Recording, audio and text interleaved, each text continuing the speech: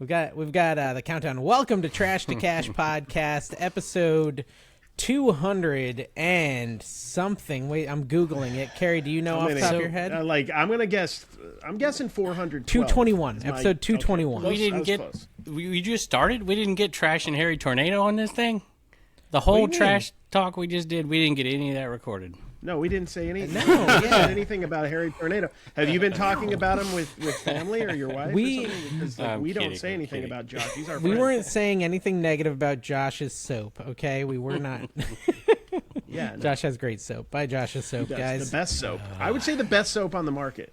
Listen, this is the key. If you're a reseller, you buy Josh's soap. If you're a cook, you buy Dave's soap. That's just how it works. We should introduce our guest, Dave. This is Lonnie. Lonnie, welcome to the show. Carrie, give your introduction. Carrie invited Lonnie on. Lonnie, we told Shed him Flips. to. Lonnie, just so you Shed know, Flips.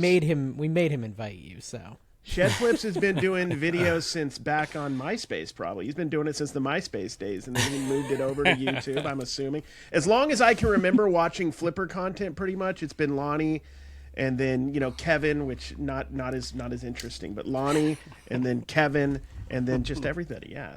Dave does I don't know what Dave's doing now. Kevin... Dave's it's like telephone, Lonnie, and then Kevin, then Dave's Dave's rambling about, printers and stuff now. I don't know what Dave's doing. I'm 3D printing a lot. I know you I are. watched Carrie did a vlog. Wait, okay, we'll talk. We have a lot. I Let's I was let's going to get say, into the Lonnie, show. I just will Hi, have to tell Lonnie. you this. Say hello Don't to be the afraid to guests, other interrupt people because you that will listen. never talk. Please interrupt, unless you Lonnie. do. We talk a lot, bud. No, I'm just waiting for a second. First of all, thank y'all for having me. Carrie, thank you for the invite. I don't know who spearheaded this. I'm assuming it probably wasn't Kevin, but at some point Kevin had to put his stamp of approval on this thing. So thank y'all all very much for having me. I appreciate it. And yeah, I have been on Reseller YouTube since was talking about it with Candace the other day, and we're going to hit 10 years on Reseller YouTube coming up, I think in March. Or no, May. May of 2026 will be 10 years since I started Garage Flips YouTube That's channel. 2016. If anyone didn't know how to count backwards. Yes. How many people don't. videos do you think you've done? Whew. Just long form, probably somewhere between, probably about 3,000 long form videos. Because and Carrie, I noticed you posted this on Facebook the other day that you were going to try and do. Well, we're on January 4th as we record. Have you put out a long form reseller? I already have one for tomorrow too. Already done ask and locked Dawn. and loaded. Okay. Yeah, so Carrie is doing the good so far, challenge. man. I'm excited. A vlog a day for a year. I started my vlog a day December 1st, and I haven't missed a day since. And so Carrie's doing it now too. And I watched your vlog today, Carrie. It was like a picker video. You're at the flea market. Dawn was yelling at people for no good reason. Yeah, no, Dawn. I don't that's know what why Dawn she's does. constantly screaming at all the people. Oh yeah, I has a love loud- gorillas. No, Dawn has a loud voice and she lets people know what's happening around us.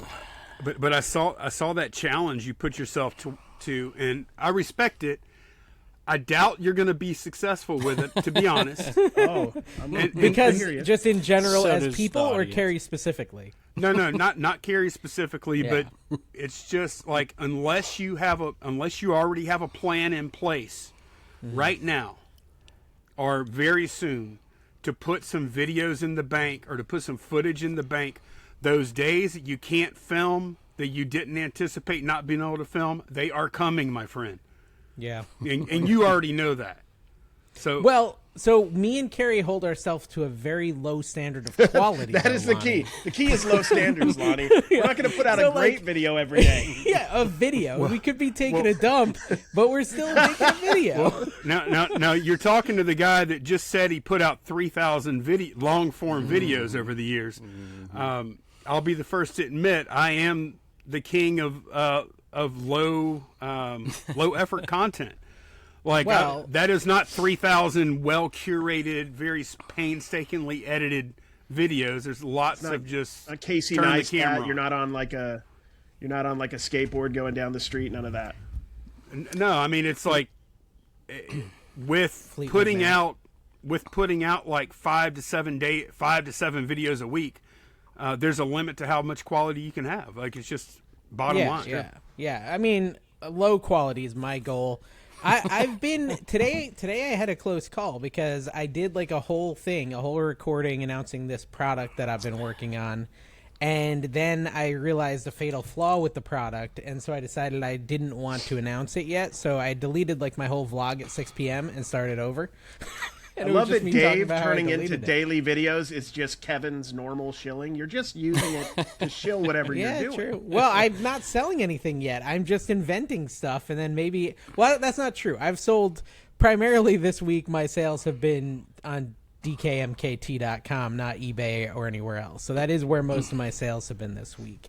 Because Lonnie, we do sell stuff sometimes, but not much. There's a lot of topics to talk about, but I think number one most requested topic is Guys Without Jobs. Okay. Guys Without Jobs podcast. Guys Without Jobs. Here we go. I was a huge fan of Guys Without Jobs podcast. We miss it. Why? Oh, and you came back with Cancel This Podcast.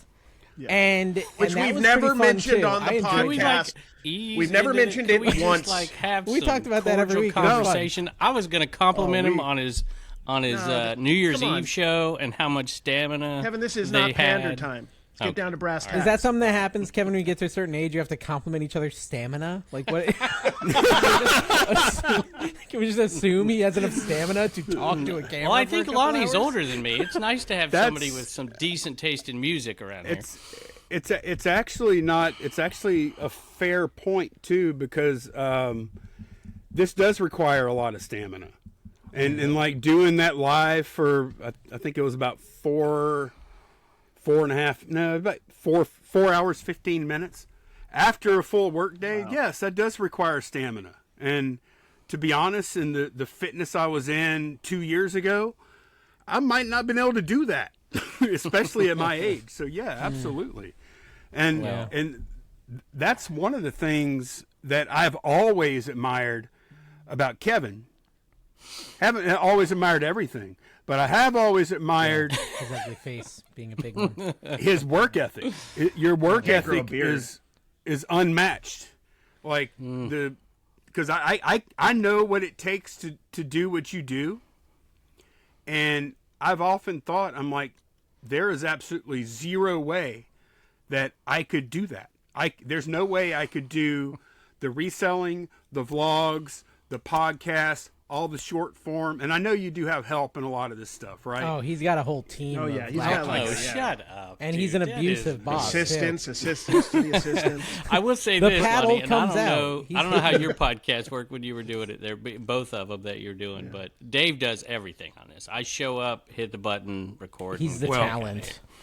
He's the talent. So. But you asked a specific question, right, about what happened. What was the question? Yeah, well, people want to know, when is Guys Without Jobs coming back? First of all, that's the main question.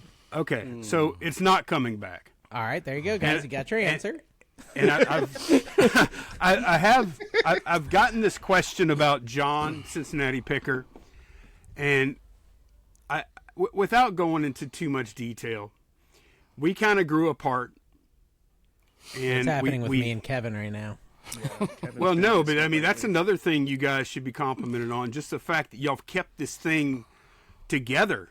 Because people change. There's been touchy moments. We've had some rows. Some touchy Is that what spots. they call it? I've cried a few times. Yeah. No, but seriously, I mean, I know, I know how long like how hard it is to keep something like this together, because you have all these different personalities, and like, especially for you guys, it may not a lot of times feel like it's even worth doing. Yeah. You know what I mean? Because like, if y'all just, it's got to be something we enjoy, or we wouldn't do it. Right. Because if y'all, I'm sure if y'all just looked at the financial side of it, for this particular show, y'all could put this same hour of time into just about damn near anything else, and you come out money ahead. Yeah, right? absolutely. If it was, No doubt. So Yeah, and that's that's a really good transition, why guys. they Join beg our for Patreon. Join our Patreon. Make it worth our 'Cause Kevin and time. Dave don't financially depend on this, but I very much do. Carrie can't live without the money, and we definitely are ready to. So it could just be Carrie just comes on for an hour and a half every week. I'll bring back American Arbitrage. Lonnie, you could join podcast. Carrie. I think you guys get along well. we Wouldn't be worth do. Lonnie's time either. But I did want to stay on the guys without jobs just for another second. Yeah. And that's just to say that even though we kind of grew apart, and I said this on a live stream about a month ago or so, I still to this day think that John is a very good guy, and I still think that. I never stopped thinking that. Me and him, like I said, we grew apart. We stopped doing the show. I may have had some differences with his ex-wife. I'll put that out there, but I won't go into any more detail there. Yeah, I have zero negative things to say about John. There is no expose. There is no bad blood or anything like that. Yeah, well, I don't think you need to feel bad because a podcast fell apart. They fall apart in this space all the time. Locker room's just gone. Yeah, The where did reseller locker room go? Where did it go? I think it was more. I don't Where am I even know what supposed to that take my is. showers with all my friends Lonnie, now? there is a bunch of reselling podcasts, and they fall apart on a regular basis. Guests leave, they get in fights, they start different podcasts, then they leave those podcasts. Are you guys There's like a aware- whole saga. Are you guys aware of what they did before that? At the has to be 7 years ago, right, Lonnie? Where you were doing that rotating show, where you would go on different people. What was? I can't even remember the name of it. I watched it every day. I can't remember the name of it. It was oh my gosh. See, Oh, you can't. Good. When That I makes me first feel better. when I yeah. Oh my gosh. When I first got started, I came up with this great idea, and it actually ended up being a pretty good idea. I contacted a bunch of other creators in the reselling space, and I said, "Hey, would you be interested in doing a rotating reseller podcast or reseller show, and it just goes around to each one of the channels, like every week it would be on a different channel." And what was the name of that? Each one of them. It was a pretty good idea, actually. But it was Justin, John. Who am I missing? There's one other person. It wasn't or Justin. two. Justin Justin wasn't on it? No, it was. He was on you Cancel's guys- podcast. Were you guys in the era of Global Voodoo? Do you remember Global Voodoo back in the day? I remember him. He never did care for me too much, and I never really had any contact with him. But there was another old school picker, Golden Finger picker. I don't know if y'all. Yeah. Oh, Golden Finger. Yeah. Just call it Tom- Pete all the time. Pete was actually did this for a little while too. This same project. Tanya Thrifty Treasures. There was Tanya. there Ronnie was do it? quite a. Yeah, Ronnie was in on it. Jory Beer from oh man, what was the name of the Canadian? We had a Canadian in there. Ooh, a real I remember that name. But yeah, that Steve and Steph Resell Killers were on that show for. They do the Walmart trading in your phone stuff. Well, they did That was everything. one They of- went through a whole gambit. Like they were just doing they would be riding in cars, doing Dumpster Getting diving coffee and with stuff. Jerry later Seinfeld. on. Yeah. Oh yeah. Yeah. They did an episode of that. It was a weird one. Jerry, Everybody it was weird. confused. Jerry's like, who? No, they're great. But- I watched but them yeah, for a while. But that was one of my early like when I first got started. I've been a hermit the past probably 3, 4, maybe 5 years. A hermit, but early as on, in, what does that mean? You've been a hermit, well, I haven't been doing things like we're doing right now. like community Yeah, I stuff. was Yeah, just gonna thank you say, for yeah, doing I've a been community on thing since with Cancel's us. I appreciate podcast. that. I haven't. I got to be honest with you, Lonnie. I'm shocked that we're doing this, and I got to owe Carrie because somebody sent me a message. I never was thought Dave. it would happen. Dave likes to stir the pot a little bit, and so he likes to figure out what gets under my skin, and he likes to get it under my skin. Anyways, he says somebody sent me a message that that Lonnie's talking about you right now on his show, and I went over there, yeah, I and did Carrie went over there, and I'm like, he said he didn't say anything bad at all. Well, Dave no, wanted that's you not true. to. He That's not wanted you true. to badly. Hold Yes, on, it is hold true. on. A viewer. Okay, listen. Okay. The world thinks there's a big beef between Lonnie and Kevin, and I don't know all the details. If there is a big beef. I know, like from what I understand, from what I've heard, and this could be totally wrong. Let me make my guess, Lonnie, and then you can laugh at my guess if it's wrong. My guess is what if it's true? What if it's true? That's what fine. do I That's do fine. then? No. Listen, it's okay if it's true because when I explain it, you'll understand. I believe the things that irked you about Kevin are the things we make fun of him for weekly on this show. The fact that he's like a shill. He's like constantly trying to get people to talk about him in his videos. He's obsessed with himself, and if someone mentions him, he has to go address it. He did a shed too, but he got a sponsor. Not a great sponsor. He gets a sponsor for a shed and says that if you buy a piece of his shed, you can own a piece of it, and then he does nothing but make a word cloud in Canva. Like Kevin is a true monster, and we agree with you. Is kind of what I'm saying. Like he is kind of like what's in it for me kind of fella, you know. No. Oh my God! We love you, Kevin. So, I'm not going to own that whole thing you said. Okay. Well, no, that was mine. That was my opinion. Right. I know. But then you shifted to we agree with you. Oh, true. Yeah. And I just wanted to make it fine, right. Yeah. Crystal but it's okay. clear. It's okay if you agree with us. How about that? Let's say it that way. If you want to agree with us, we would be okay with it. That's the whole audience too, not just me. Okay. Well, let me tell y'all this. And the reason I'm here now, and the reason I'm here right now is the last year was like very transformative for me on a lot of levels. Okay, physically, but also spiritually. And I don't want to go too in depth into that, but I've really learned. A lot of the things that used to like make me angry or were really internal problems for me and nothing. But I'm going to do a deep cut here, and y'all can choose to keep this out or not. But the issue I had with you, Kevin, is that I felt like you took everything that we were doing here and you copied it verbatim. That's the way I felt. But the truth is, you did take some things, but hell, this is a shed. I'm a reseller.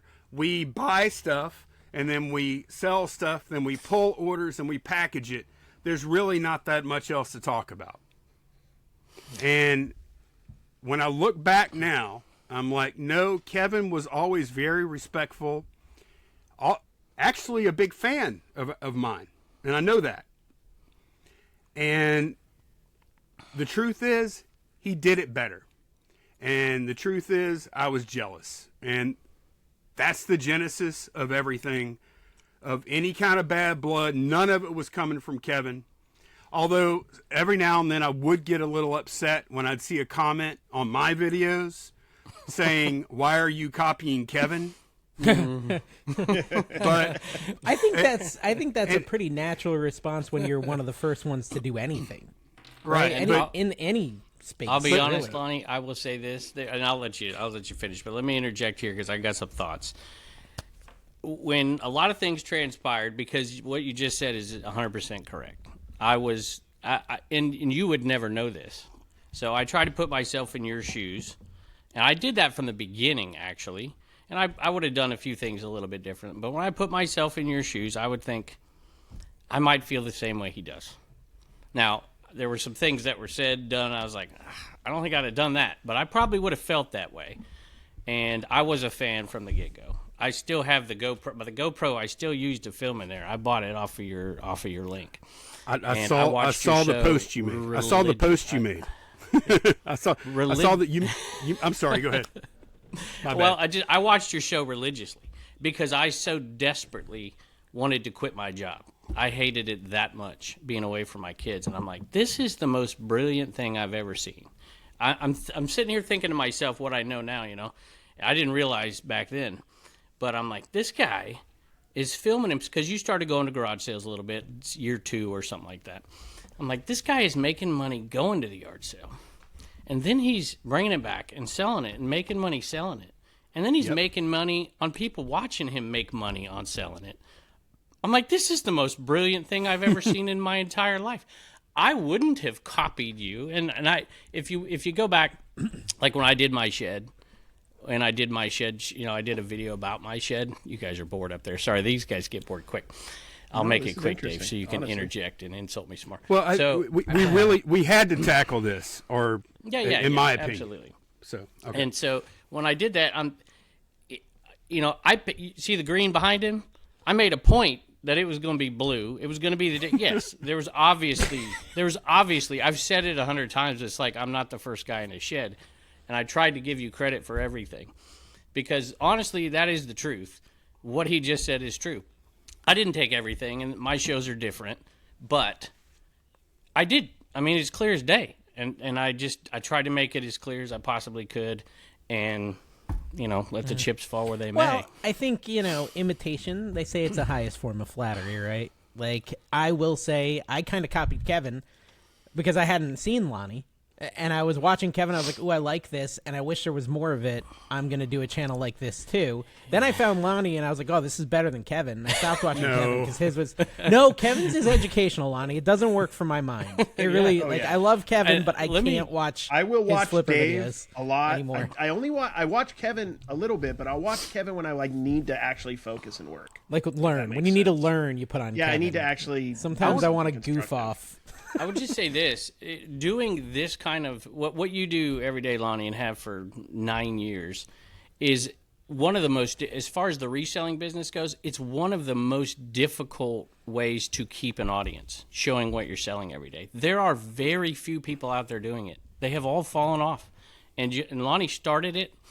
I watched Pete first, found Lonnie and John, and it just all unfolded from there. But Lonnie literally introduced me to dozens of resellers. So in my mind, I'm thinking, hey, I would love to be one of those resellers that Lonnie introduces his audience to, because he was doing it all the time. And and I would do things. I'd send him something. I will give you one more bit of serious props here, too, to bore these guys. The whole Wayne scenario back then that everybody talks about forever, which is a hilarious That was his story. name. That was the scammer guy, right? Yeah. I was trying to You remember dealt with that. him. He wasn't a scammer. I He wasn't a messaged scammer Lonnie. that he scammed his mother, but he didn't. I'm sorry. Go ahead. Well, that was the one time we interacted. Is I thought he had bought from me, and you confirmed it was him. That was the one time I've talked to Lonnie But Lonnie really? reached on out. Facebook. Yeah, Lonnie reached out to me and he said, hey, I know you're starting off. I know you got a young family. And he warned me about that stuff, like, as soon as he found out about it. And I never forgot that. You helped me with the mug, which was another ripoff of Shed Flips, and he helped me with it anyways. And I got to give Candace some props, too, because I sent you some ornaments. And by that time, I figured out the guy who did my merchant stuff died. But he had sent these ornaments. And he asked me to give them to Lonnie and give them to John. And so that's what I did. And I think I wrote a note and said, hey, don't, because I could sense that I don't think you appreciated me too much. So I wrote a note and I said, I don't know if you read it or if Candace did. Hey, you don't have to mention any of this, whatever. And and I knew you weren't terribly pleased with me at the time, but Candace took the time and she wrote a thank you note to me and sent it to me. I don't know if you know that, but Candace, thank you. I just found out. I had no idea. So now we know Candace's got a tough job. but I wanted to go ahead and wrap that whole thing up, because, like, the truth is that really you took what I was doing, and then you added your own spin to it, and you made it better, and you worked harder at it, and you became much more successful. And that was a little hard for me to. That was a little hard for me to deal with, to be honest. And, well, I tell you, we all deal with it. These guys, we talk about it all the time. There's so many people. I never heard of Froggy Flips, for instance, in my whole life, until you mentioned him, right? And so all of us have these people that come into our reselling orbit that just shoot up. Somebody sent me a message. I can't believe you did a video with Bearded Thrift Machine and shouted him out when he had 5,000 whatever, and now he's so much bigger than you. And I'm like, good for him. yeah. I went picking with Kayla. I went picking with Homeschooling Picker, and I was the big channel. And now, obviously she's huge, but just the way it is. But Lonnie, I want to say, like, I don't think there's really anything wrong with those emotions and those feelings as long as you understand they might not be right in all cases, right? Like, because I had them. Well, no. When people started copying my cooking channel, like what's his name? The thrift guy, Carrie, on TikTok starts doing a cooking channel. I have no right to be the only guy who has a cooking channel. But I was still irritated that it was a reseller starting a cooking channel. And then Paul did it, and that irritated me a little. Like, I totally can understand it, especially if, like, Paul started getting more cooking views than me. Well, I mean... Dang it, Paul! I mean, I remember... I have it a little different because I was one of the first channels on TikTok to do the thrift store. See, I glommed onto him too, Lonnie. Yeah, it wasn't just you. No, but I was so excited though. I was so excited because I remember, and I've talked to you about this, Kevin. Like, I remember the day you were like, "I'm going to call you." Kevin was going to call me, and it was like 2020, and I was freaking out. I told Dawn I was at the shop. I was like preparing. I was so freaking nervous. Me and Dave, like, initially, like, I didn't know Dave very well when I first talked to him. Like, I didn't watch his stuff, and we got along like right away. But Kevin, I was like, oh my gosh, intimidated by for a long time. But anyway, like, I've seen that over the years. Like, I've kind of backed off on the thrifting content on TikTok, and now I see like people who've gotten massive, and it's just it's you can't help sometimes I think but feel a little bit of that like a little jealousy, but at the same time, people get what they put into it in anything. And if you put all your energy into anything, I feel like you could make whatever you want in the world. That's what's beautiful about it. Well, that's what I was going to say. Is it like through it all, I always had to admit to myself, I was like, I don't know how the hell this guy works so hard, but anytime I would watch what Kevin was doing, I'm like, there's no way I would be willing to put in that amount of effort. Well, you might be underestimating how much Kevin loves money. Yeah, okay, Kevin is like Scrooge McDuck. I think it's like a mixture of Zen, caffeine, and Cialis is mostly what. I just want to point out that I'm the only person without channel memberships on this whole thing. I don't have channel memberships. I have channel memberships. It's only $2. I do on No Bangers, and I guess we do on this one. Well, so I cheat. I wanted. My mom called channels. me. Okay, my mom called me the other day, and this is kind of like a slight shift in topic, but that's okay. She called me and she's like, "Dave, I don't know how to subscribe on Facebook. It keeps saying I have to pay $1, and your video says you really need me to subscribe on Facebook, but I use like AI to just generate automatic shorts and post them on Facebook for me." From my long form, and it clipped a part in my Flipper video where I said, guys, you know why this channel doesn't grow? Because no one ever subscribes. If you can, just hit the subscribe button, right? And so I said that, but then Opus Clip put it onto Facebook, and subscribing on Facebook is 99 cents. And so I go and look where my mom was complaining. She sent me the link. All the commenters like, Dave, I can't afford to pay 99 cents for your video. Can you please keep releasing them for free? I was like, that's not what I meant, guys. Accidentally begging people for money on Facebook. One thing I've always respected about Lonnie is he treats his audience right. He won't lead them astray, even for a paycheck, unlike Dave. I remember Kevin, he did a video. Especially.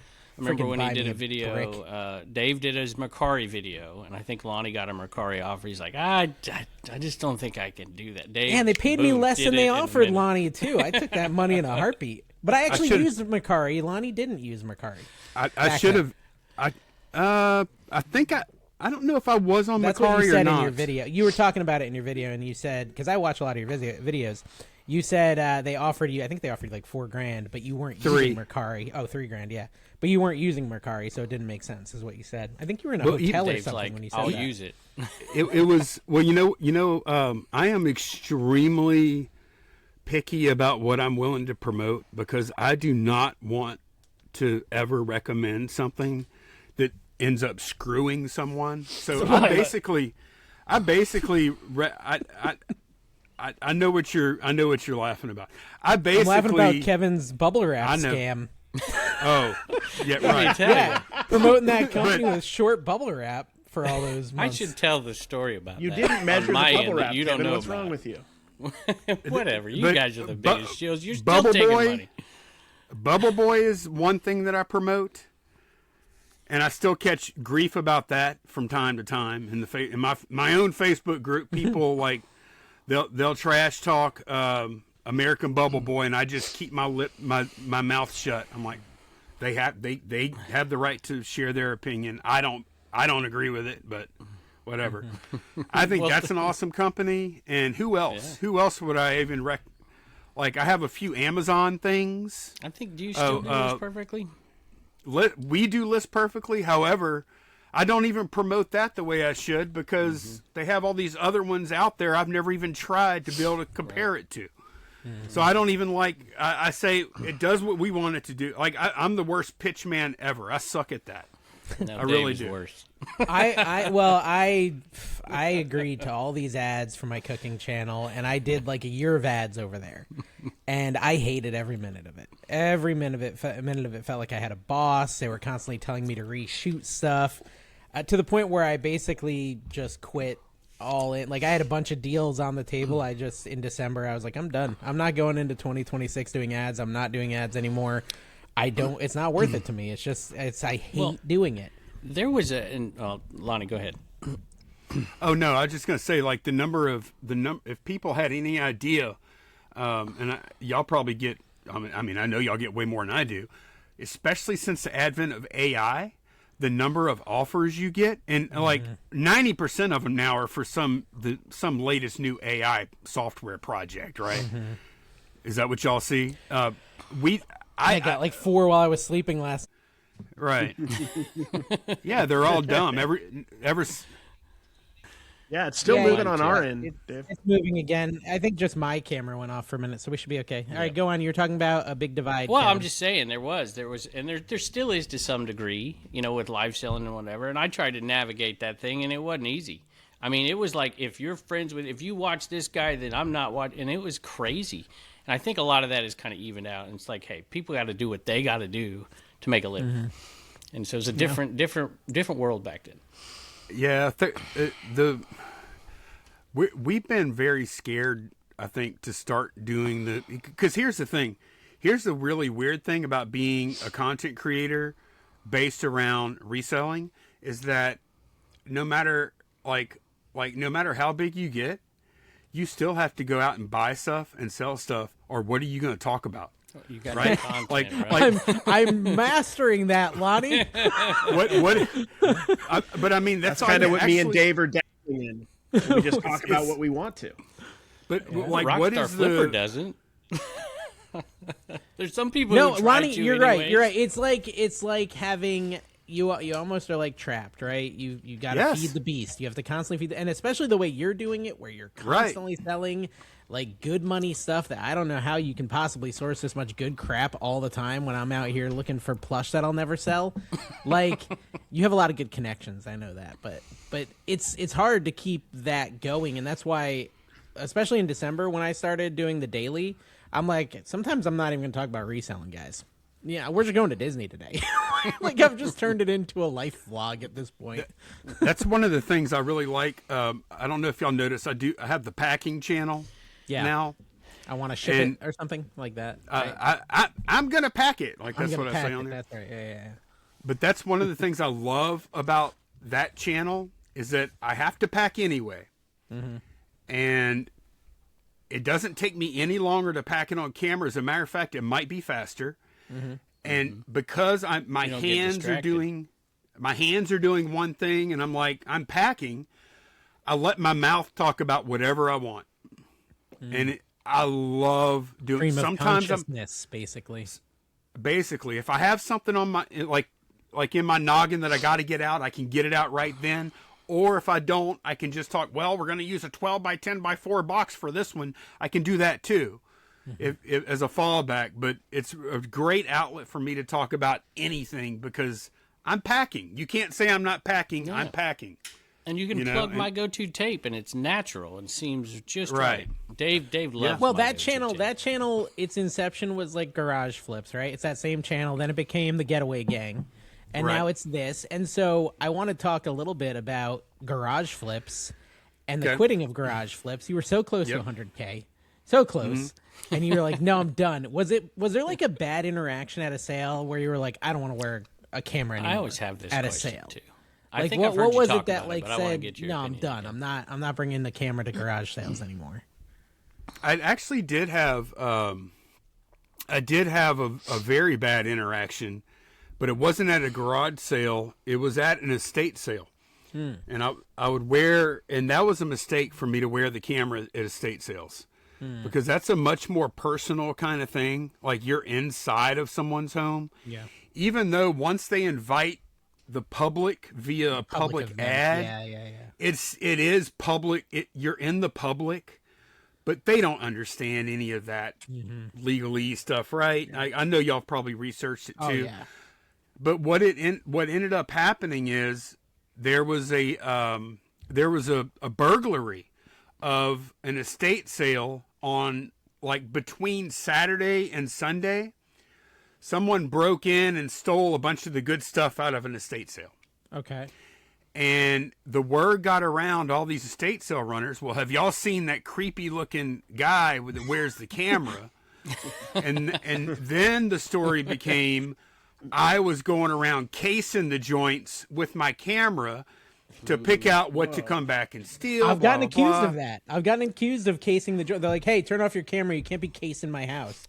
I was like, "What are you Right. talking about?"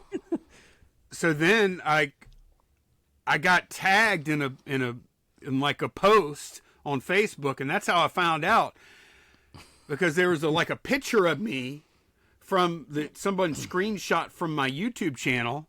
And they're like, yeah, it's this creep here. And they're like, there's all these people just saying all these horrible things about me in this thread. And then I read that and I was like, man, this is terrible. And I just didn't want to go through that. So I took the camera off at that point. Like, But you I don't back. think You came back. You did one, and it blew up, didn't you? You had one. You had her face blurred out or something. I'm pretty sure you came back and did one, and it killed it. That was a garage sale, and even that one though. That one I was like, we had bought. Even that one, it did get a lot of views. It got like, I don't know, a couple 100,000 views, and even that one I wasn't real proud of, because I can tell. They had like a bunch of was it American Girl? I think it was. Oh, I think I watched that one. It was all. Yeah, it was a American bunch of Girl dolls and their accessories and stuff. and just a ton of accessories, like high dollar, like clothes, accessories. We're talking about a big spread, right? Mm-hmm.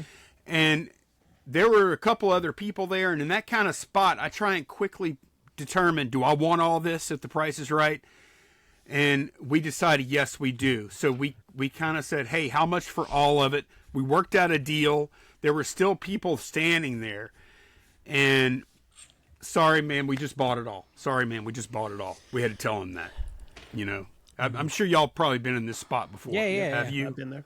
Dave just yells at him. I have. I already bought that lady, and then he gets a lot of views. I've seen it. Oh yeah, Dave loves it. And one of the ladies got mad, and I was still standing here. I'm like, but did you say you were gonna buy anything else? And she's like, no, and kind of some back and forth there. And then when I went back and looked at it like a couple of years later, because I got a ton of comments talking about what a greedy reseller and blah blah blah, right? Mm-hmm. And I watched it back, and I was like, you know what? They're right. I was being like, I love the self-awareness. You don't get a lot of this with reselling content creators. I love it. It took me a couple of years, because at the time, I would have defended myself on each and every point from each and every comment. But when I look back at that video, and it's still up now, I believe, I was like, yeah, I look like a greedy reseller pig trying to buy all these toys out from under these other people. And like, do y'all ever look back at any of your stuff and think, I wish I would have done that different, you know? Yes, of course. And I think that there is this like aspect of reselling initially, especially if you're not recording and you're just like a hardcore reseller, like there is this like real competitive nature to right. reselling, and it doesn't feel like a big deal because no one's watching you, and you're like, okay, I got the good stuff. But when people are watching you and pointing it out, a lot of times you're like, oh, I guess that was kind of icky that I did that. And there's a lot of resellers who who don't have that awareness, even around me. Like, I had a video where this guy goes into this lady's house. Me and my aunt were shopping, and he's like, "Oh, what else you got?" And he starts like going in her garage without permission. And she's like, "Sir, I don't want you in there. Like, my parents just passed." And he's like, No, just a couple more minutes." And like in my video, you can see like his butt crack hanging out. He's digging in her garage and totes she told him not to go to because like he just wants to get the stuff. And he's like, "Oh no, I'll pay you good. And I'm just like, "Gosh, dude, calm down." Like, there's other stuff out there, but I know I was never too. that guy. I was never that guy. That was a little too aggressive. Well, People in my there's comments also- did not like that. There's also the angle that we're content creators at a yard sale. There isn't just the angle that we're necessarily looking for stuff to buy. We're looking for moments. We're looking for drama.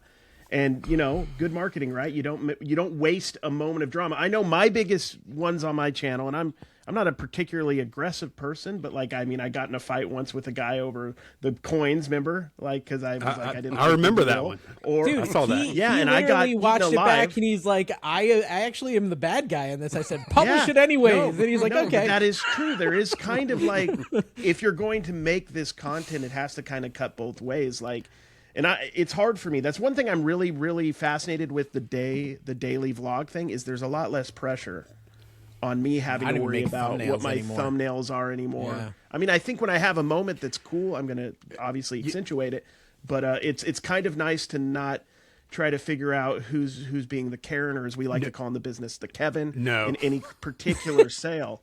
Yeah. You know why there's no pressure on the thumbnails for a daily vlog kind of thing like I film? Because you know that there is absolutely no chance it's ever going to go viral anyway, so why try so hard? Yeah, You know? I'll spend an hour and a half making a thumbnail for a cooking video, but for my flipper video, I'm like, auto select. I'm in a weird position. I'm in a little different position than you guys because I don't have two channels for my reselling. I have a card channel, but so like my whole career doing content, I've done both reselling, you know, picking videos and an occasional flipper video. I did a lot more beginning when I started on the same channel. So like I still feel like if I'm at a flea market and I find something amazing, I might be able to get views, but maybe that's not the case. I don't know anymore. Well, I have to give Lonnie credit for this too, because you know he talked to me a little bit when I did the flipper channel. Like he split his two, and I did that as well, and I don't regret it. I don't think it's necessary. I'd love to hear your take on it because I know you did that. It's absolutely mind blowing that Lonnie, of all people, doesn't have a 100,000 subscriber channel. I mean, people have been watching him for a decade, for goodness sake. But I would love to hear your take. First of all, I want to know what your expansion is, because you clearly have changed courses over the last 6 months, and now you're everywhere. I mean, I see you everywhere all the time.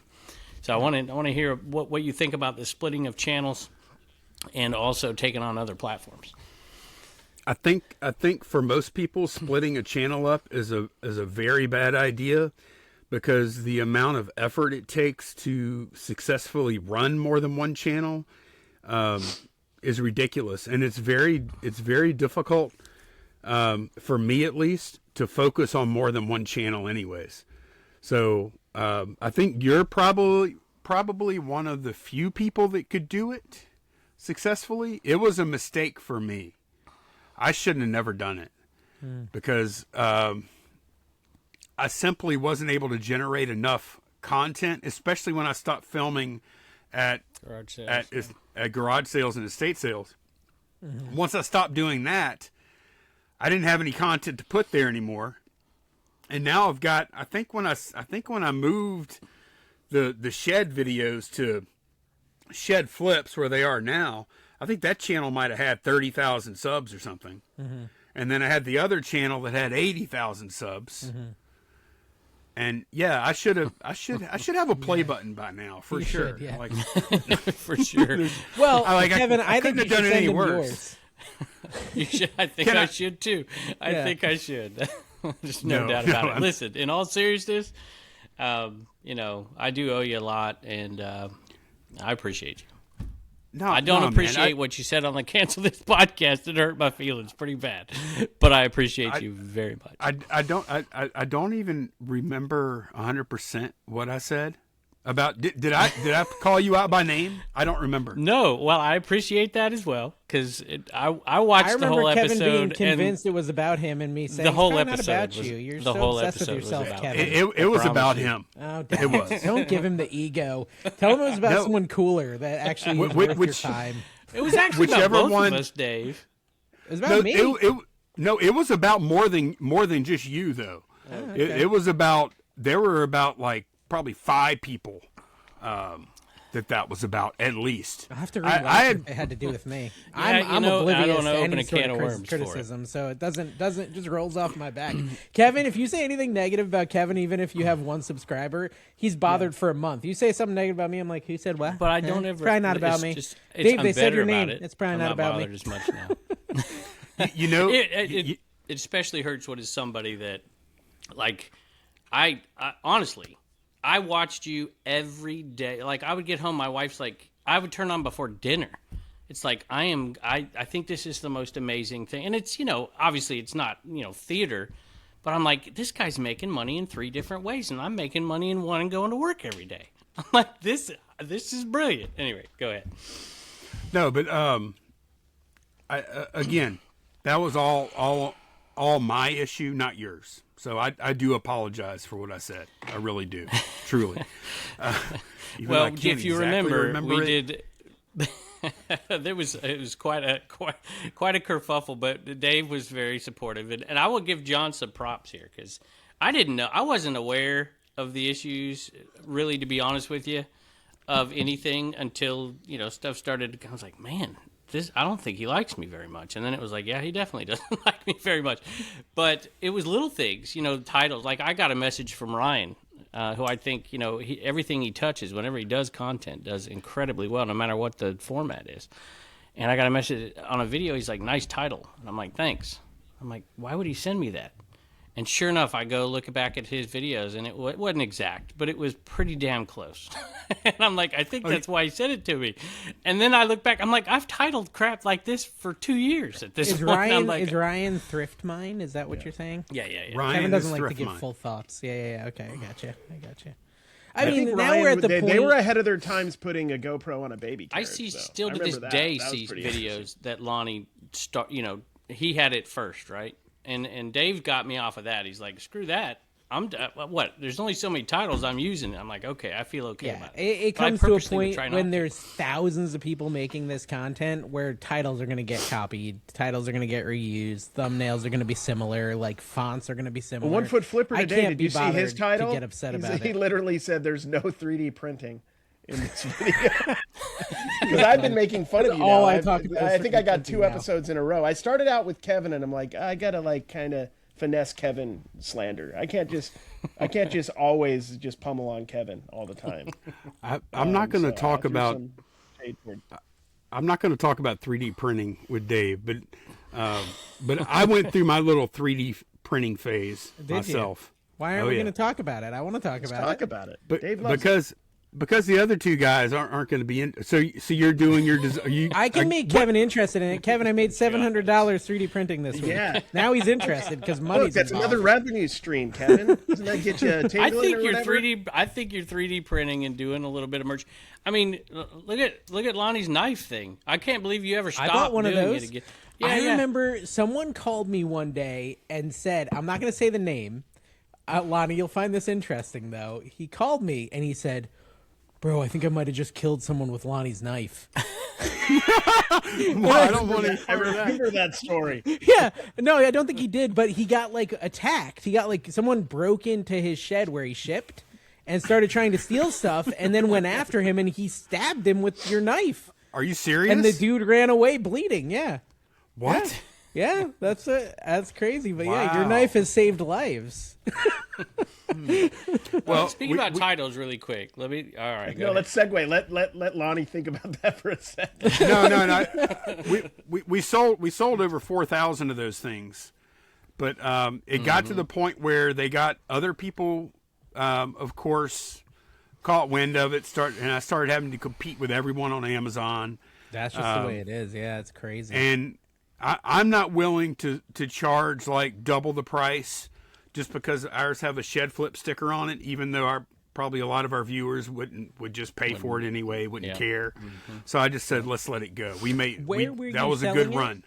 Where were you selling it? What was the platform? Were you selling it on Amazon? You were selling it on like Big Cartel or what? Big Cartel, yeah. We just had our own website for it. Yeah, I bought one. I liked it. I used it for like 6 months till I lost it. But yeah, I'm putting all my stuff on Shopify, but that's what I watch these 3D printing videos, and everyone talks about how like as soon as they come up with a design, it gets stolen by 30 people.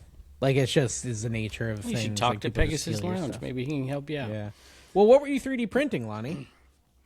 I was doing. I sold about 20 of them. It's a little. I don't know if I don't have the iMac in here anymore, but anyone that buys an iMac, an Apple iMac, they're inevitably nobody likes spending the extra money because on the Apple storage because it costs so much, right? Like the SSDs iCloud or whatever. I see what you mean.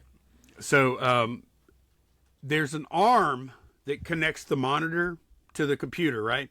And it's a little shelf you'd 3D print that would fit perfectly on that arm, and then people would put their external drives on it. Okay, makes sense. It's like just a little shelf. Did you modeled it, or you found it and repurposed it? No. It was I found the model, and on Thingiverse or something Makerworld like that. or Thingiverse, yeah. And it had the correct copyright or whatever to where anyone it was it was public domain basically. So I sold about 20 of them, and yeah. So what kind of 3D printer do you have? Oh, I have like. I'd rather talk about cards. Oh, I know. That's why I didn't even want to go in. I have like an Ender knockoff, basically. Ah, okay. And you have what is that one? The Bamboo. The Bamboo. Labs. Yeah. I have 2 of them now, and 1 more on the way. It's becoming an addiction. Yep. But I'm making money with it. Like I've already made enough to pay off my first one. I mean, I paid cash, but to recoup my first one's costs. Right. So, yeah. I get it. It's very addictive. It's a very good outlet for my creativity because I'm actually like in Tinkercad designing stuff and trying to come up with products, and like I'll spend a whole day making a product and then realize it's a really dumb idea, but it was so fun. I've got some of those in Fusion 3D. I think. Fusion 360. Fusion 360. That's it. Yeah. Okay. So Lonnie, once I found out that you were going to be on the show, I decided I would do an homage to you, and I released a video. Oh my God. That is, it's Commonwealth Picker Robbed. You'll be proud that it is a 1 out of 10. What? And I was like, either he still doesn't like me, he doesn't like me very much, and he'll get pissed at this and it'll make a great podcast, or he'll find it funny. So if you guys don't know, Lonnie, the first Lonnie video most people saw, I would say, was when you got your storage unit broken. Ooh, I watched that one. Yeah. Oh.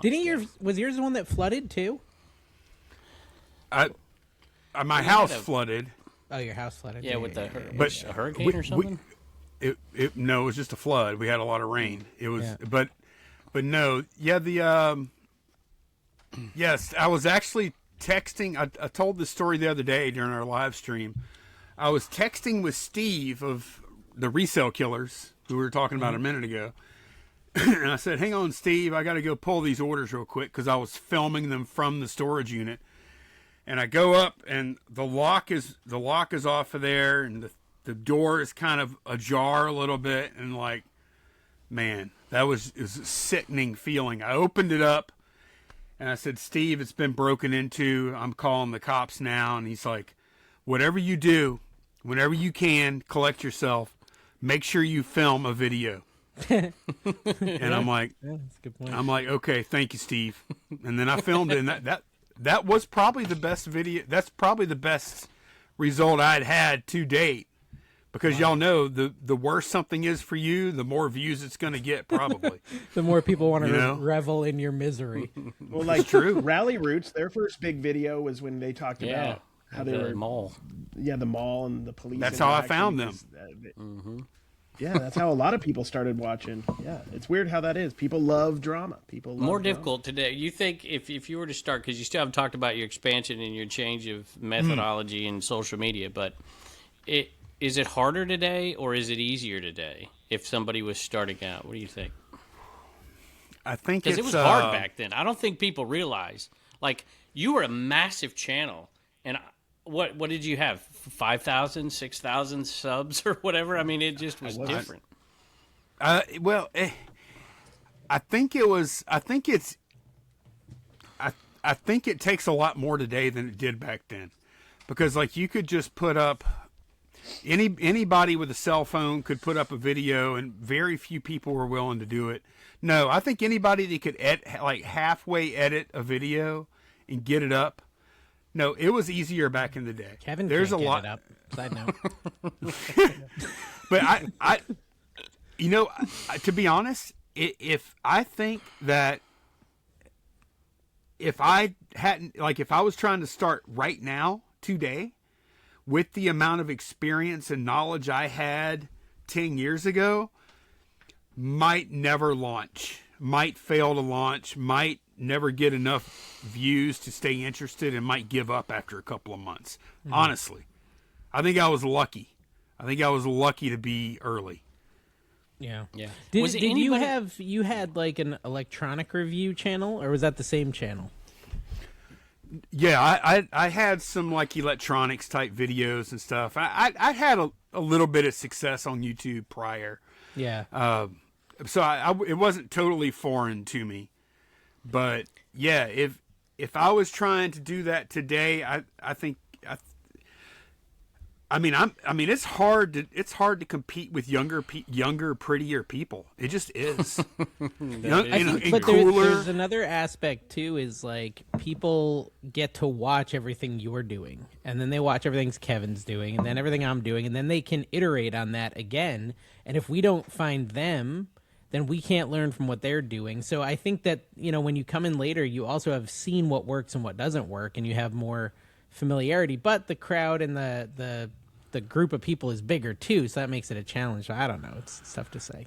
Also, one issue that we have and why it's been kind of hard, and I'll kind of work this into answering your question, Kevin, and that what we've been doing as far as expansion, like the fact that we've kind of built our brand on, we make a video every day, right? A Shed Flips video where we pull orders and talk about stuff, and look, we got this stuff, here's a haul every single day. Well, we've done really well with those over the years, and it's our bread and butter. It's a big part of our revenue. And how do we ever do anything different? Because the moment we step out of line and we try and change gears a little bit, people complain a lot because they are used to like how we do the videos, pretty much from start to finish.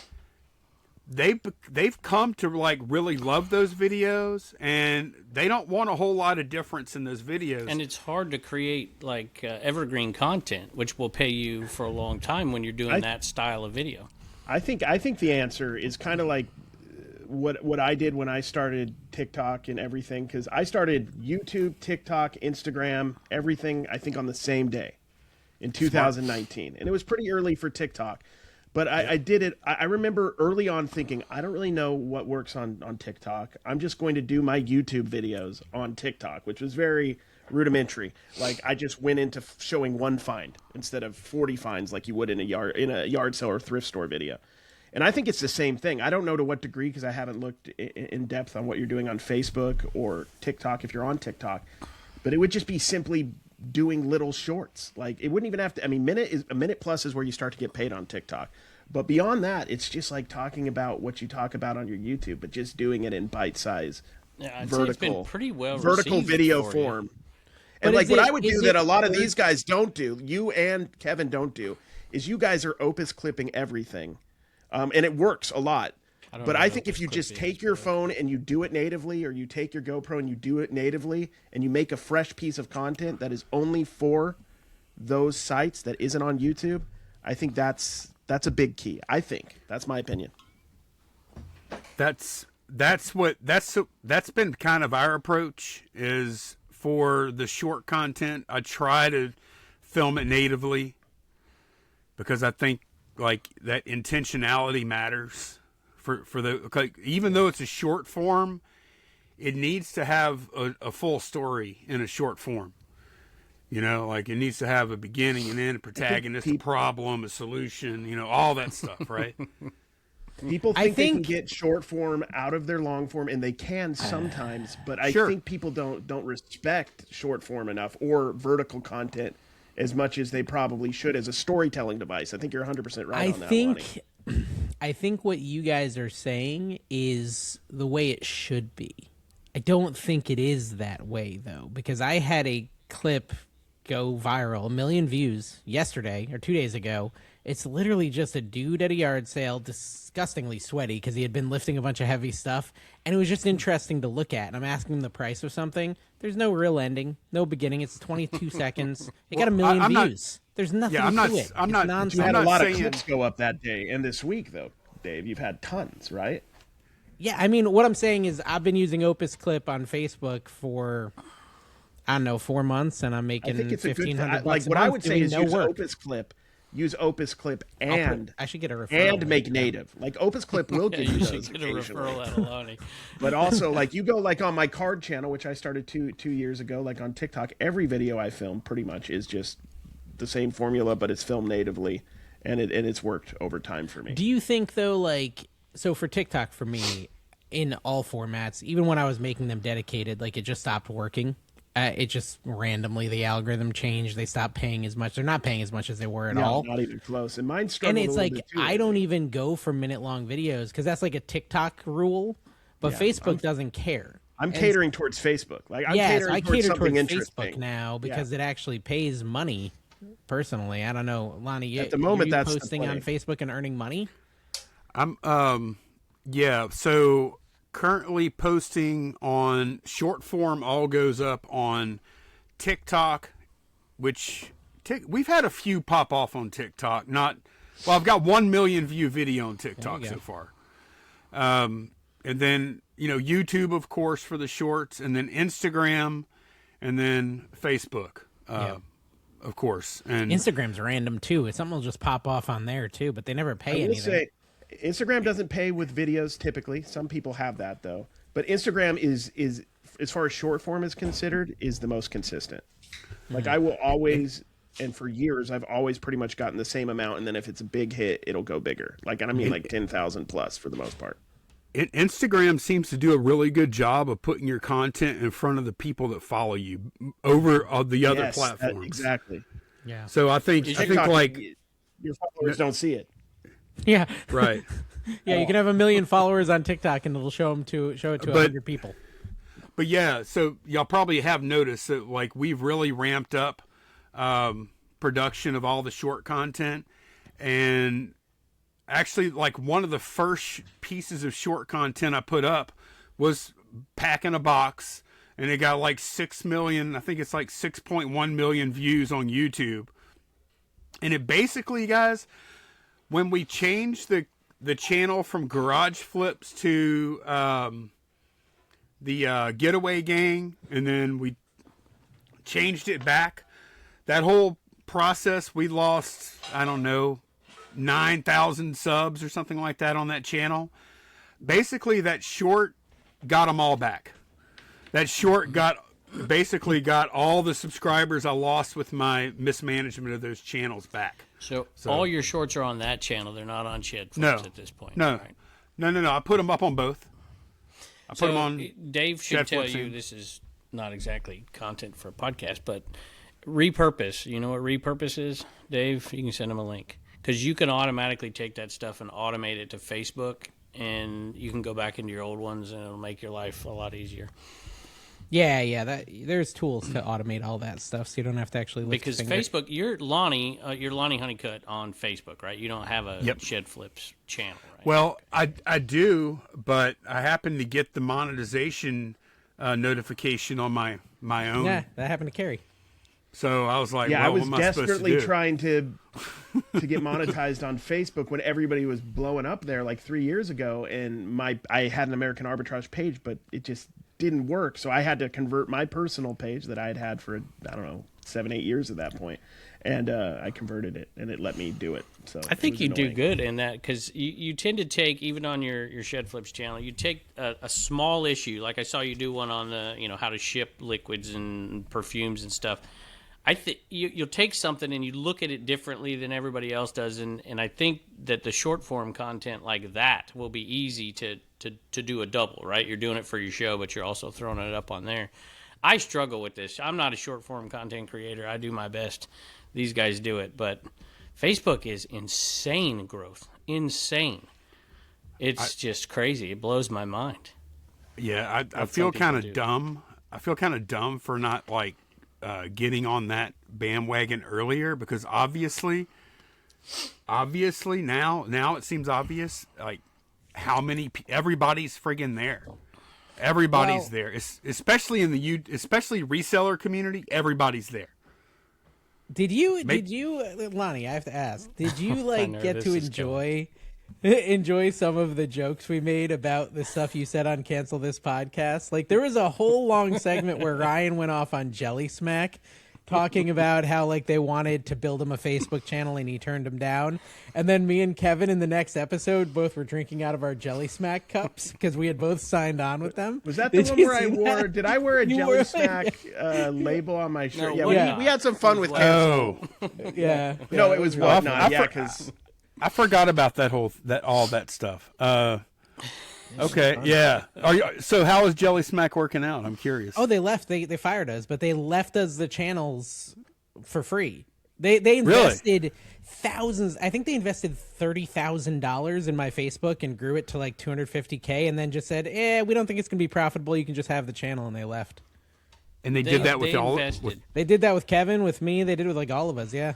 I didn't get Jelly Smack. I built mine myself. Yeah, we were off the hook 3 months after they signed us. They invested a crap ton of money. We're super, what's it called, in the red or in the black? I can't remember.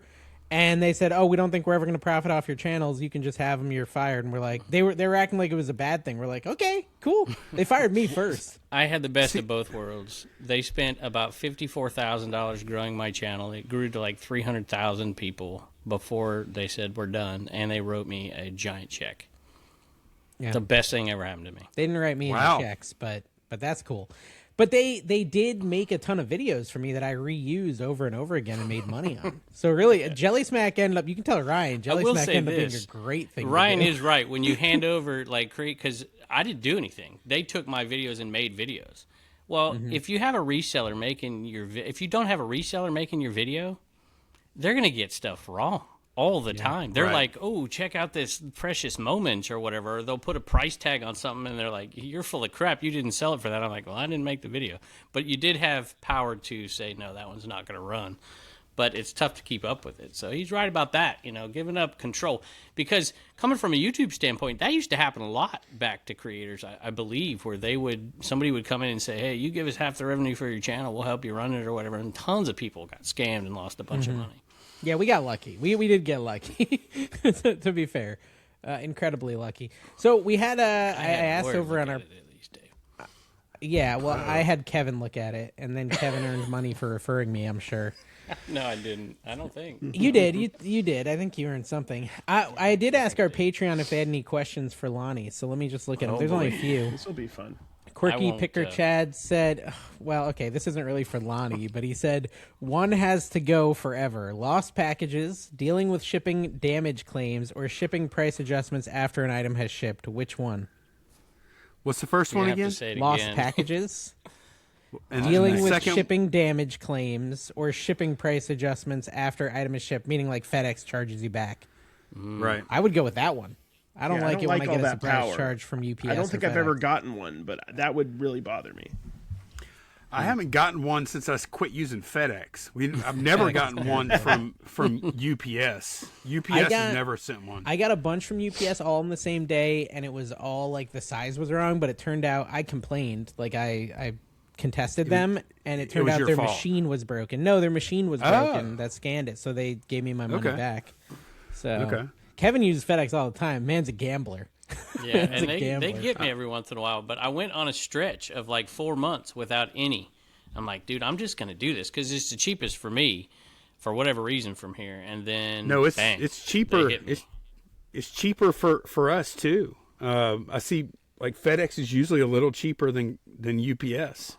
Yeah, has been for a while, but they can be. Our experience kind of sucks with them in the past, though. So I don't know. Okay, so this is an interesting one from Fishboxer. Is Guy, you've mentioned in the past, actually Kevin? Yeah, we've established, yes. Congratulations on your weight loss and your running. Can you give us and these three clowns a motivational weight loss speech? Okay, go, Lonnie. That's speaking of more I need it. transformation. Yeah, seriously. So yeah, that's probably I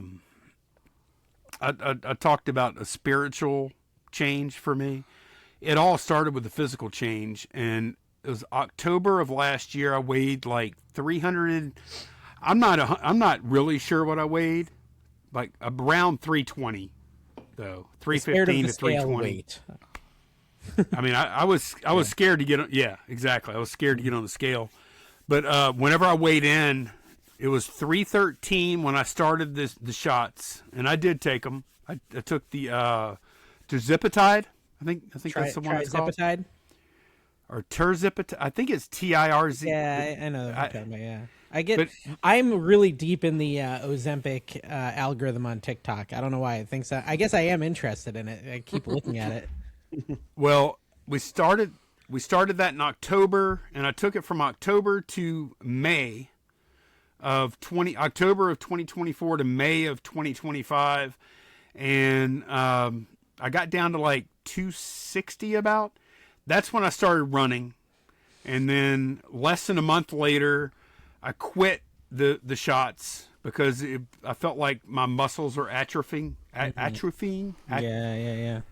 What is the word? Atrophying. Yeah, I think you got it. Atrophying. Is that how you say it? But so I stopped the shots and then kept running and got down to, I don't know where I'm at now, about 218, 220, something like that. Nice. And awesome. yeah, just the discipline to the shots were what I needed to get me to the point where I could start to exercise. Mm-hmm. And then in the running, I found discipline, and I found some spirituality even.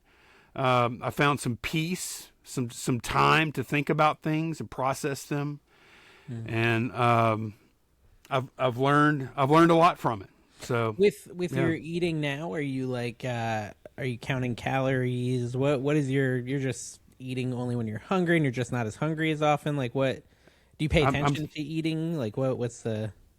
Well, we typically try and eat fairly healthy, but it's still a struggle, man. And if I don't know exactly what'll happen if I quit running for a while, or what, because I'm not doing the shots anymore. And I don't know. It's a struggle every day. Like I watched Shad Juice. Speaking of somebody else you introduced me to, Shad Juice, and we saw him at the reseller rally up there. And holy moly, if you follow him still. Absolutely, just insane, and it is a mindset. You can do the shots, do whatever to get you to that point, but it's pretty impressive to watch it. Well, Fishboxer's finish your thought, and then I'll get to his fourth question. Oh no, I was just going to say, but the shots were important to get me to that point, but then the discipline I developed to actually become a runner and actually be able to run, that discipline has leaked over into a lot of other facets of my life.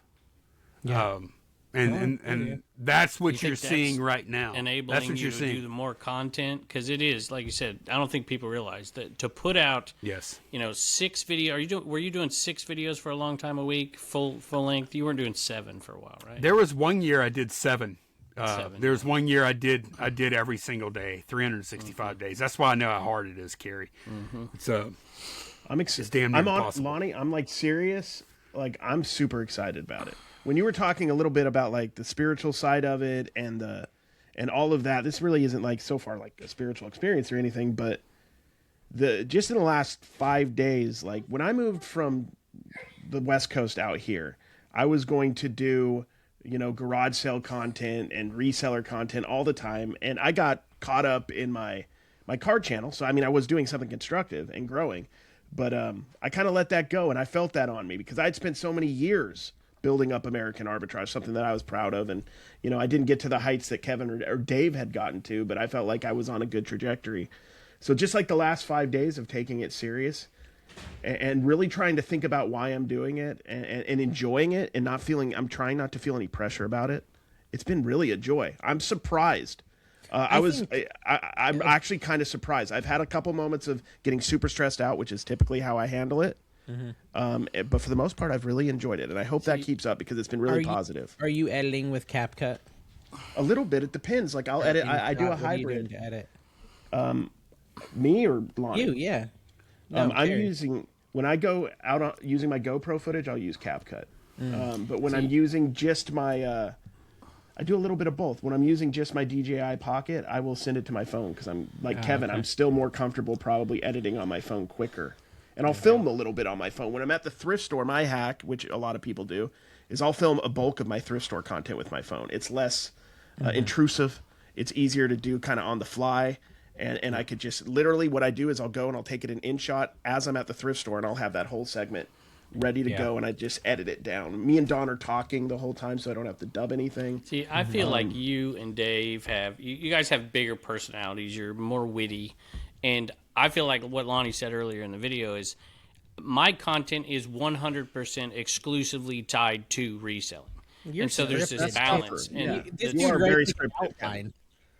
You know what, Dave? I've actually, since I started doing this fourth channel, I've cut out the outline. All I have is a topic, and it's off the top of my head. I might do a tiny bit of research, but that's why I said doing this type of content that Lonnie's done for so long, it's easy in one sense because it's systematic, but that makes it extremely boring in one sense to do it day after day after day after day.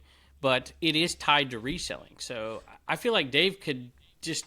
a vlog of Dave's life is far more interesting than a vlog of mine. So you have to prioritize doing this. You have to put reselling up here. You can't... Lonnie, can you imagine, when you have one sale or two sales or five sales or whatever doing a video, it's got to be tough. So you gotta post, you gotta sell stuff. And that part of the pressure, because I never get burned out, but I was burned out before Christmas. And it was about listing.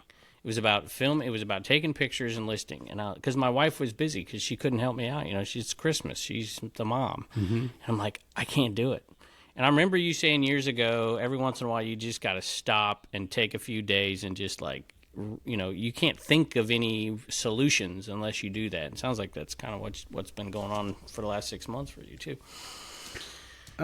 Yeah. I mean, I don't know. I just have a lot more energy. And also once I started dabbling with the short form content, funny enough, it's got my creative juices kind of flowing again, trying to tell a story in 2 or 3 minutes. That forces you to make every second count, which can also bleed over, hopefully sometimes, into the long form. You know what I mean? Like, obviously you can't make every second count on long form, but those same skills, like the hook, and like quickly explaining what's going on and then having like all of that, you can use those skills in a long form, Yeah. Good thing you have to keep on. How long are those videos you're making, Carrie? How long? They've been averaging probably about 12 or 13 minutes. Today it was 18 minutes. Yesterday I think it was maybe like 20, 21. Yesterday I did the flea market. So like yesterday was crazy for me because I went about an hour and a half to the flea market early, and I'm not an early person. Went there, and then I traveled about 2 hours to a card show. That is 2 hours from my house. So I was on the road about 5.5 hours yesterday. Probably had every excuse in the book to not do my daily, right? And I got home and I was, it was fun because we had a good day at the flea market, and I was kind of excited to tell the story. And, Dawn, my wife, she's involved heavily in it now. And she's changed a lot over like the last 5 years from being somebody who was not wanting to be in front of the camera or confident at all. And me, literally, as a kid, I was in theater. I took, in front of the camera training. I love this stuff. I like it. It's the creative aspect of it is maybe even more interesting than the picking aspect at times, even though I'm not the best at editing. They rip on me for long videos, but there's a stretch, Lonnie, where you were doing 40 to an hour and 10 minutes every day for a while. Well, we're filming now, if you include the packing videos, I'm probably... Man, we're probably putting out about an hour and a half of footage a day when we come out here. Wow. So I mean, I'm not saying it's. And the I'm editing. not saying and it's high he puts comps quality. in his videos. He puts comps in his videos. That just blows my mind. The time that it takes to because I put. So how much comps time in is it taking you to edit after you're filming typically? It's pretty quick. So the more thumbnails, like the thing is, I do use the thumbnails that I capture from the phone. They're just screenshots.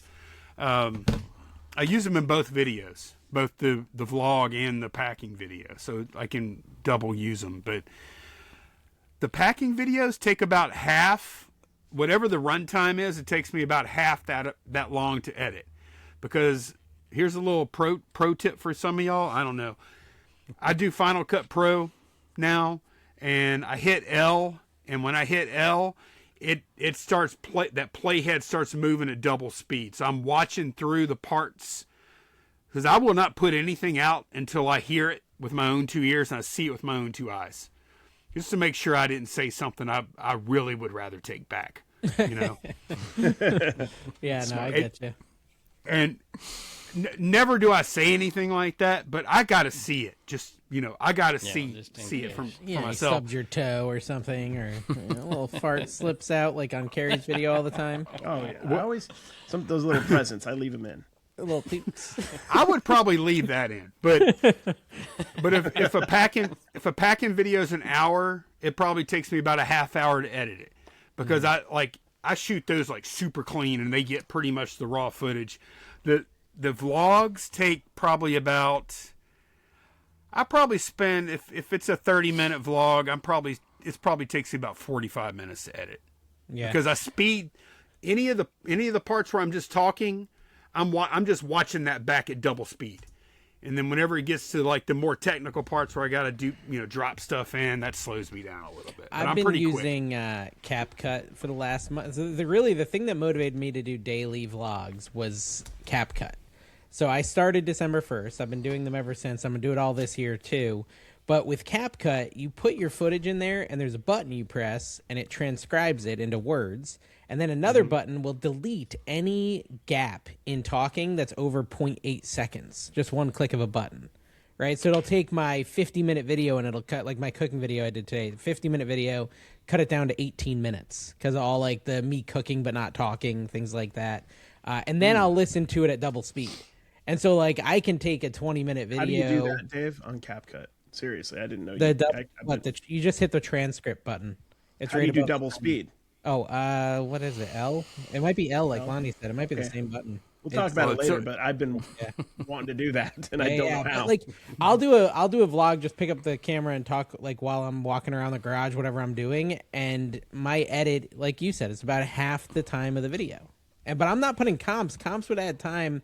I don't do it, but I don't know. It's cool. I like that you do it. I tried taking them out a couple of times over the years, and like people got very angry, so I don't try it again. I just put them in. Yeah. Oh, his last question was, is Pippin doing okay? Pippin's doing great. Yep. Okay. Pippin's doing fine. Speaking of, I saw Dave's daughter. Your daughter has got to be getting old enough. Is she's still in high school? She's still in high. She's a junior in high school. Yep. So, or do you have any plans, since we haven't talked about reselling hardly at all, or do you see anything changing for you over the, once she's up and out, or moving, or changing anything, or you just... The camper, the getaway gang coming back. I mean, you never know. I mean, we are, I do think about it because we are getting older, and, I mean, we're getting into kind of that last phase, and, yeah, final phase. That sounds horrible. Hey, I don't see us ever, like, we enjoy what we do so much. I don't think there's ever going to be, unless the landscape of things change, I don't ever see us retiring. I don't see why we would. Like, I could see us like scaling back a lot. What do you think about reselling in general? Or do you think if this is just a growth? Like, you've been doing it a long time. I've been doing it forever too. Do you, obviously there's been changes, but do you see continued growth in it? What do you think about reselling in general? In general, I think reselling is a fantastic side hustle for pretty much anyone. That's what I think. I think it is a horrible full-time occupation for just about everyone. That's my opinion. Unless you're willing to do some extra things on the side. I think just to make it strictly with reselling is very difficult. I don't even know if I would want to try and do that without, social media and stuff, or just some other kind of sideline. That's my opinion. But I don't know. I was watching your live the other night, and you were talking about when you and Candace were dealing, and I saw it and how much money you were making. But for me, I've always lived on so little. Dealing, Kevin, you're gonna need to give us context. They were drug dealing. Oh, that reminds me, Lonnie. You would drug love dealing reminds Dave. you of what? You would love Dave at a craps table. You would shred him up. Oh my gosh, it would be hilarious. Dave is the weirdest craps player I've ever seen in my life. Sexiest? plays all the prop bets, I'm sure. Yes, Dude, he does. play the Plays field. You all play the field all day. You know why they make it so big, Dave? You know why they make the field so big? Win. You play the numbers in a come bet, right? Listen, That's what my dad don't told say me. that on the podcast. That's inappropriate. My dad the was a dealer only as well. the only podcast. craps worth playing is craps. A little machine with the bubble. Push the I don't button even and the remember dice what my go. point was at this point. I like my the point. I like the dollars, or was it the quarter slots at Circus, Dave? That was where you made all the money. You tried not to get killed. That was the rub. No, But I didn't make much money was my point. So it's like at this point, I could I could make a full-time living reselling because I only made $42,000 teaching, and I was used to it. So it's like fine, I could do that reselling, no problem. I mean, I do more than that, but social media helps. Yeah. I think for most people it's not really doable, and I think I mean as a full-time income, and because I think most people simply don't have the discipline that would require. Honestly, that's my opinion. But and people think that okay, I spend X amount of hours on this on a part-time basis, right? Yeah. Well, if you spend more time on it, the home runs that you find don't go up at the same rate as you would think they would. Like Double your time, you're not making double the money. Exactly. Like if you're putting in 4x amount of time, where you're going to probably put most of that time in on mediocre stuff, and also the pressure goes up exponentially when you're doing it full time, and you have to pay your bills with the money and everything else aside from just replenishing your merchandise or whatever. But could y'all imagine if you could just spend only buy the best of the best stuff that you sell? If you were only buying the cream of the crop, like the top 10% of the stuff you sell, that's all you had to deal with, because you're making most of your money from your job, so you don't have to sell the $20 baseball gloves and stuff like that. Mm-hmm. You know what I mean? Yeah. Yeah. Yeah. I remember. Go ahead. I remember when Candace came in, I felt like you dropped down the level of maybe the price point that you were selling at because you had more labor. You were able to do more, so you could get that bread and butter in there. I found that, and I think most people out there, they like to see those strange little. I've sold stupid stuff that I don't have to sell, but I keep selling it because I think it's interesting and it gives a little outlet to people. Whatever. Replacement parts or whatever the heck it is. It's relatable because there's so many people out there who do it just simply as a side hustle for fun. Yeah. We sold a $6 SpongeBob replacement mover the other day for it was like $5.99 or something like that. Well, so yeah, we still have some of that little junk, Carrie, we always will. I picked up something like that. I picked up this just like a huge lot of little plaques that go on your car's dashboard, Lonnie. If you go to an antique car show and you participate, you get these little plaques. And Carrie thought it was a bad buy, of course. Carrie thinks all my buys are bad, which to be fair, he's right often. But he agreed that if I could make a profit on these car plaques, he would do something called Jelly Body, where he would take some sort of sticky substance and rub it all over his body. Well, I've now quadrupled my money, and I plan on making thousands more. And so Carrie had to send us this video I'm going to show you. I think you guys are going to love it. You're going to show it to us? Oh, yeah. Yeah. Yeah. Yeah. Okay. I have my clothes on. It's gonna be okay. Okay. Let me know if you can't Can hear you it. hide our faces at least? Oh my gosh. Okay, now I gotta hit play. Hold on. Let me know if you can't hear it. Dave, Did you hear that? Yes. You heard? Okay, cool. Let's see what he does. I haven't watched this either. This will be my initial reaction as well. you were right. Jelly hands time you sold your stupid plaques. So glad to be doing this. Let's make sure that it's ready to go. We got it ready. It's not fun, but it's also not fun, you know? It's gonna be all over jelly hands. Oh my gosh. So we got it good in the hair. Oh my gosh, it's disgusting. We've got it right here. We get some on my arms, some on these arms. We're getting everywhere. On my pants, ruining these. Toesies. Oh, the feet. Oh, We got a towel. Ew. Watch this. This is my favorite part. All right. All over jelly hands. Let me show the camera. We gotta do more. What are you doing? We need to do more. On my face? Yeah, that's true. Let's give him. Dump it, dump it. I'm going to dump the whole thing on my face. Oh, this Keep going. Pour. There you is go. gross. There you It's in my go. ear. Ew, don't put it in your ears. Well, it's already there. So there Put we it in go. your mouth. No, pour it in your mouth. No more sugar. Get it on the wall. I got some. Hey guys, jelly hands out. So there we go. Jelly hands. I did that much. See you guys. Thanks for watching the video. Hopefully this was stupid. oh, wow. I think that Don's a real team player. Can you turn that off for me? Oh, he's still going.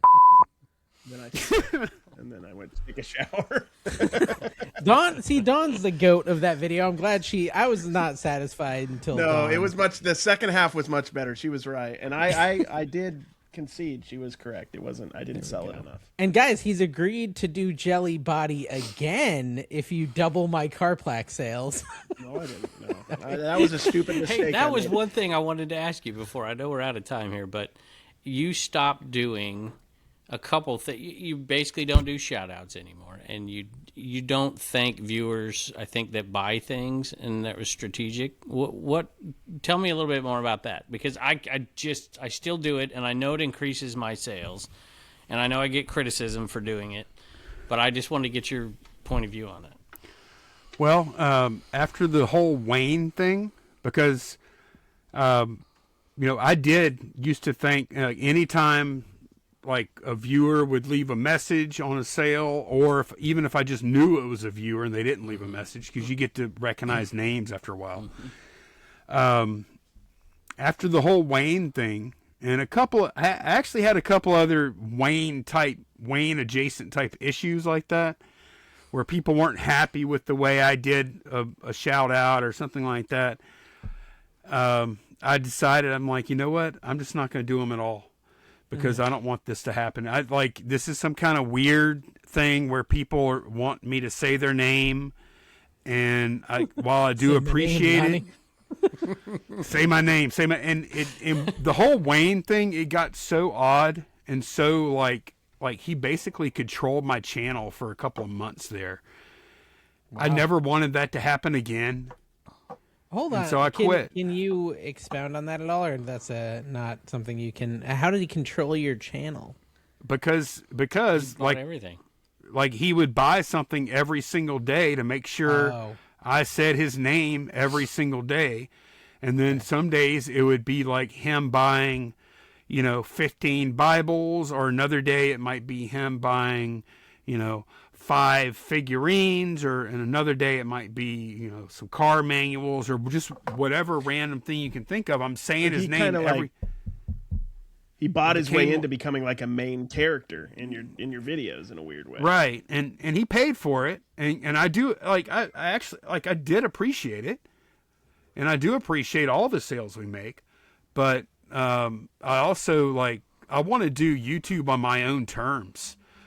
Anything I put out on YouTube, I want it to be on my terms, not anyone else's.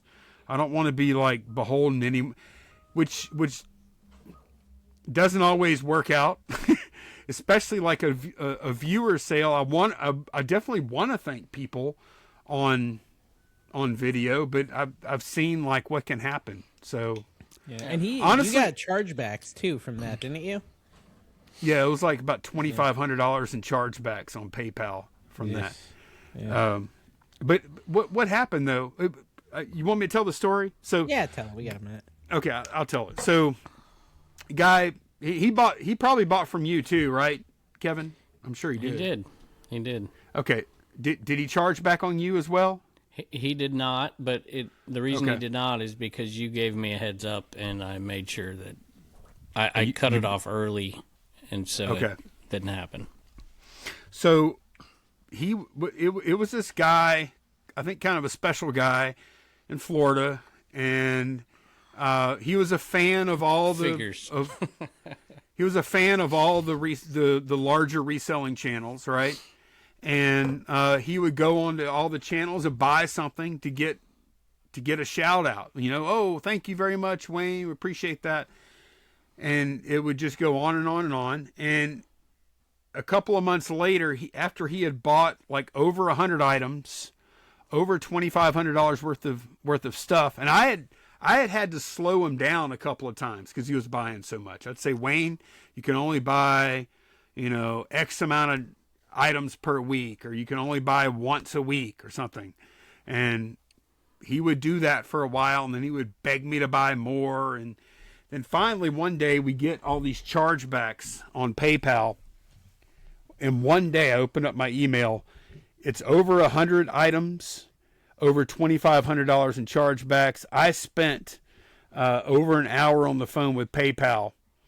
I had all the tracking numbers for every single item. Guy went through it with me line by line by line, and I won all of them. But right before I contacted you, Kevin, the reason I did was because Ryan asked me if I had looked the guy up, and he sent me a news article. It was from a big box store. I'm not going to say which one. But Wayne had called in a threat to shoot up the store. And it was in the paper, and yeah. I'm not going to give any more details about that. Scary But, stuff. And I will say that going back, I know it's been a long time, but I appreciated that, and it allowed me to it's like, okay, Exit I a little appreciate more Lonnie great. for other different reasons, and I owe so much to you, and I appreciate you, and that was kind of the icing on the cake, so I appreciate it. Yeah. But what he did was he took his mother's credit card, and he was buying all the stuff he was buying on all these channels. Yeah. It was from his mother's credit card. And then so she was probably, and Wayne continued to contact me for quite a while, and I truly believe he was probably just like he was probably devastated that his mom did that, because it made like people that he like really loved hate him. Right? I heard this story on the Guys Without Jobs, and I messaged you because like the next day I got an order from a Wayne, and you said, yeah, that's him. That was like the one time we talked. Is you said, yeah, that's him on Facebook, and I canceled the order, and I never said his name, and and I blocked him, and so he's never tried to order since. And I don't know, maybe nothing bad would have happened, but I was like, I'd rather not deal with it. I just move on. Well, the threat that he called in, I don't think it was something that he was really going to do. I don't think it was a valid threat, but I don't know. I mean, I'm not going to vouch for the guy or anything. Yeah. So, Well, Lonnie, thank you for coming on. I appreciate you, Lonnie. it. And if you want to come on again, you let us know. I'm sure people would love to see more Lonnie on some podcast action. yeah. And look, Kevin, I do want to apologize because it You don't need like to. like most of that was me. Some of it was you copying me. Most of it was me like getting mad about somebody else's success, to be honest. So Well, I appreciate I've let all that and go, and I hope you can accept my apology. I most certainly can. What I said is true. I would, and Like I said, if I put myself in your shoes, I might feel the exact same way about quite a bit of it. So. And Kevin, you should apologize for being a copy. I would say it was leech. 80% your fault, Kevin. I'm going to just go out on a limb. No, not at all. Not at all. But we did have a drink together. We did have one drink together. That was Absolutely. We did. We'll hopefully do it again sometime. All right, guys, subscribe to Shed Flips. We'll see you next Yes. week. See you guys.